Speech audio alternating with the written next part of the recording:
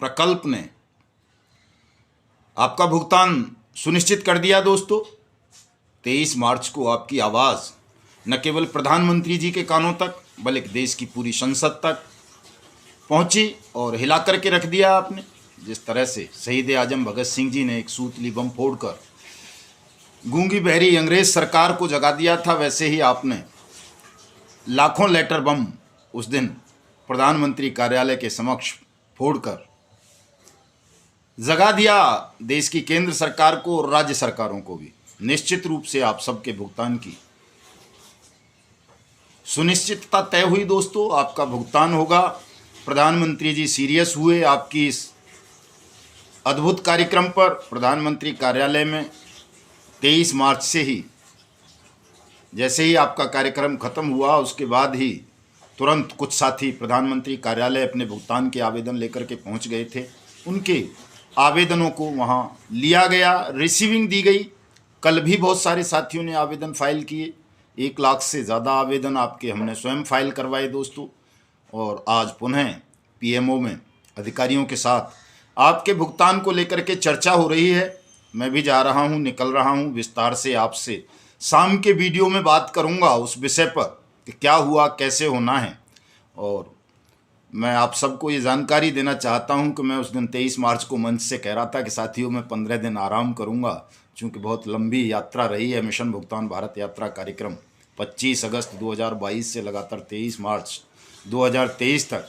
तो 15 दिन का मैं आराम करना चाहता था, लेकिन बहुत सारे साथियों की इच्छा ये है कि साहब आप हमसे भेदभाव करते हैं, आप हमारे यहाँ नहीं आए।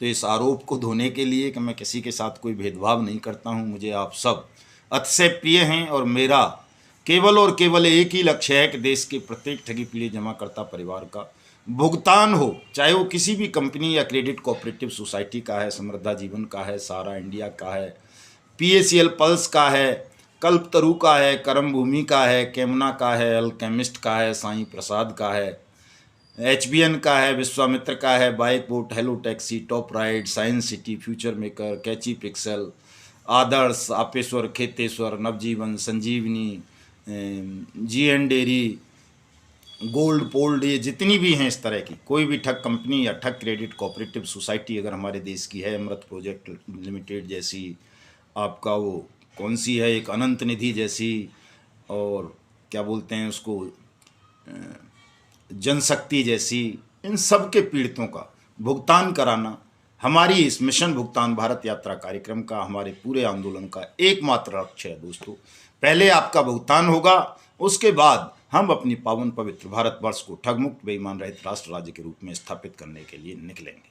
तो दोस्तों, तमाम साथियों की शंकाओं को दूर करने के लिए, उनकी आशंकाओं को निर्मूल सिद्ध करने के लिए हम दोबारा से 3 अप्रैल से दोस्तों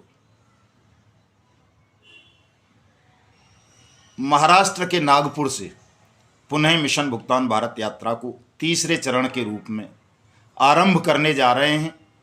चूँकि वहाँ हमारे देश के नहीं बल्कि दुनिया के सबसे बड़े सांस्कृतिक संगठन राष्ट्रीय स्वयंसेवक संघ का मुख्यालय है।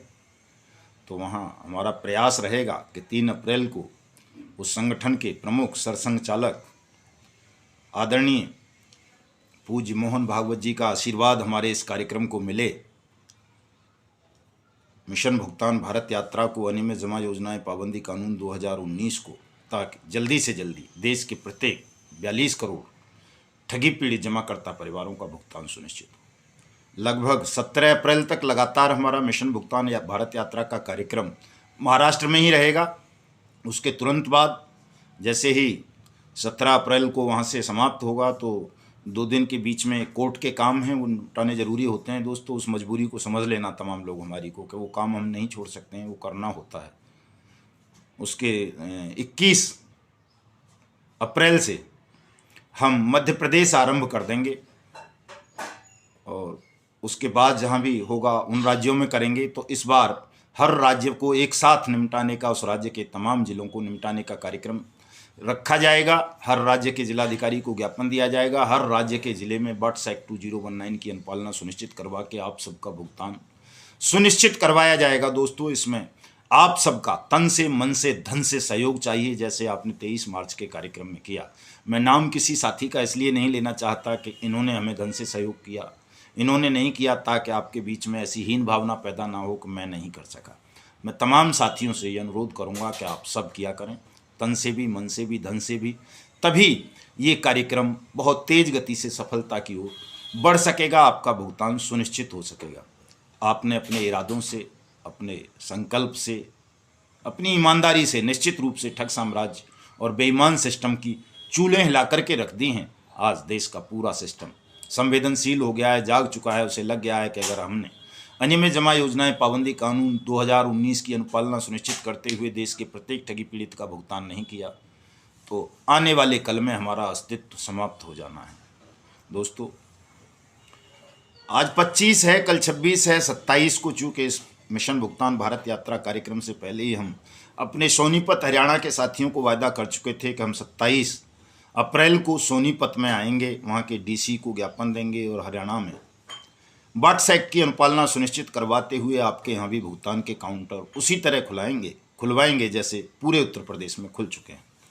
दोस्तों, याद आया मुझे, मैं अपने उत्तर प्रदेश के मुख्यमंत्री, वहाँ के तमाम अधिकारियों को धन्यवाद देना चाहूँगा, आभार करना चाहूँगा कि उन्होंने सत्य, न्याय और कानून की रक्षा के लिए पूरे उत्तर प्रदेश में भुगतान के काउंटर खोले, ठगी पीड़ितों के लिए भुगतान के दावे स्वीकार कर रहे हैं और भुगतान भी निश्चित रूप से अब इसी महीने में नहीं तो अगले महीने में आरंभ हो जाना है। दोस्तों, उत्तर प्रदेश में तो, और तमाम जिन जिन जिलों में भुगतान के काउंटर खुले हैं, जिन जिन अधिकारियों ने सहयोग किया है, सत्य, न्याय और कानून की रक्षा करने का काम किया है, मैं उन सभी का आभार व्यक्त करना चाहूँगा। लेकिन जो अधिकारी या राज्य सरकारें अनियमित जमा योजनाएं पाबंदी कानून 2019 की अनुपालना नहीं कर रही हैं, मैं उनको चेतावनी भी देना चाहूँगा कि वो जल्दी से जल्दी कानून की अनुपालना सुनिश्चित करें, अन्यथा उन सब का अस्तित्व समाप्त कर दिया जाएगा, ये तय है।